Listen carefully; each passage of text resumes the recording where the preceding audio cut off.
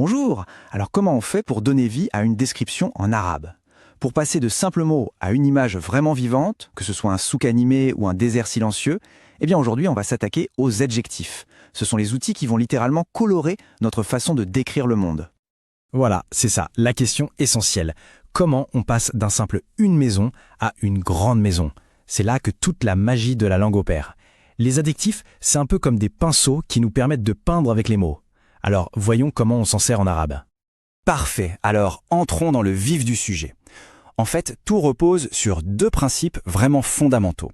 Une fois qu'on a compris ça, tout le reste s'emboîte assez naturellement. On peut les voir comme les deux règles d'or des adjectifs en arabe. Les voici. Alors, premièrement, et ça c'est une grosse différence avec le français, l'adjectif vient toujours après le nom qu'il décrit. On ne dit pas une rapide voiture, mais une voiture rapide. Et deuxièmement, point absolument crucial, l'adjectif et le nom, c'est comme des partenaires de danse. Ils doivent s'accorder en tout. Et c'est justement ça qu'on va décortiquer maintenant.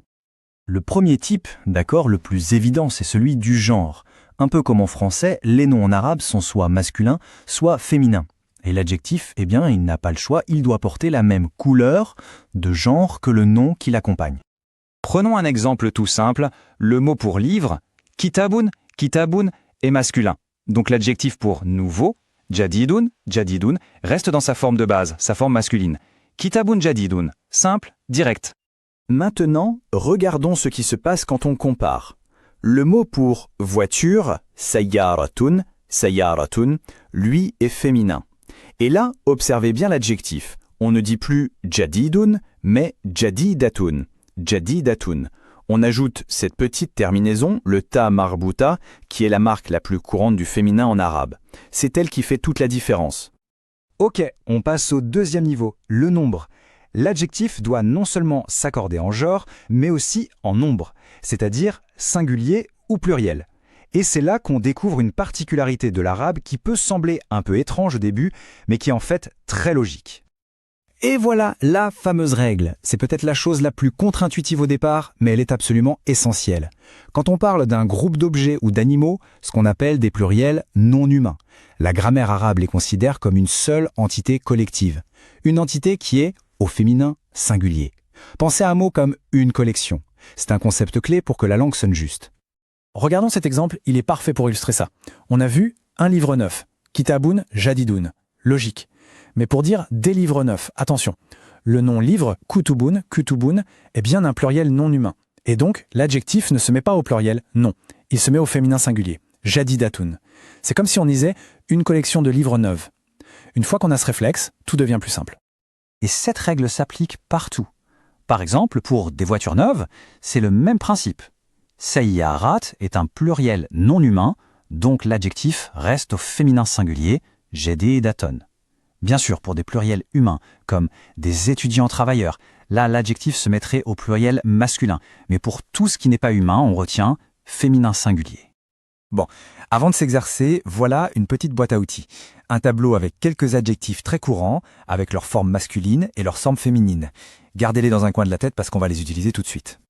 Très bien, assez de théorie, il est temps de passer à la pratique, de construire quelques phrases ensemble. C'est vraiment le meilleur moyen de voir si les règles sont bien en place. Allons-y. Allez, premier petit exercice. Le nom c'est kitabun. On se pose les bonnes questions. Est-ce que c'est masculin ou féminin? Singulier ou pluriel? Et donc, quelle forme de l'adjectif nouveau on va utiliser? Et la réponse est jadid, bien sûr. Kitab est un nom masculin singulier, donc on garde l'adjectif dans sa forme masculin singulier. C'est notre exemple de base. Parfait. On continue. Deuxième défi. Cette fois, le mot est sayyaratun.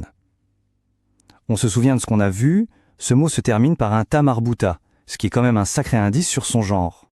Et la réponse est sariyatun, exactement. Voiture est un nom féminin singulier. L'adjectif rapide, sariyun, doit donc prendre sa forme féminine, on lui ajoute le ta marbuta et on obtient sariyatun. Excellent. Allez, un dernier pour la route. Le mot pour ville, c'est madinatun. C'est un mot très utile. On applique exactement la même logique. On analyse le nom et on en déduit comment accorder l'adjectif ancienne. Et voilà, qadimatun. Le mot medinatun est lui aussi féminin singulier. Donc l'adjectif ancien, qadimun, doit s'accorder et devenir qadimatun. C'est la même mécanique que pour la voiture. Une fois qu'on a le déclic, ça devient un automatisme. Finalement, le secret est là. Toujours se poser les deux bonnes questions face à un nom. Quel est son genre et quel est son nombre? À partir de là, tout s'éclaire. Maintenant que les outils sont là, une question se pose.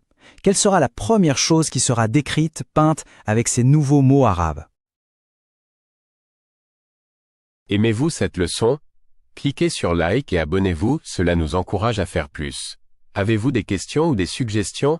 Écrivez-la en commentaire. Partagez cette leçon avec vos amis.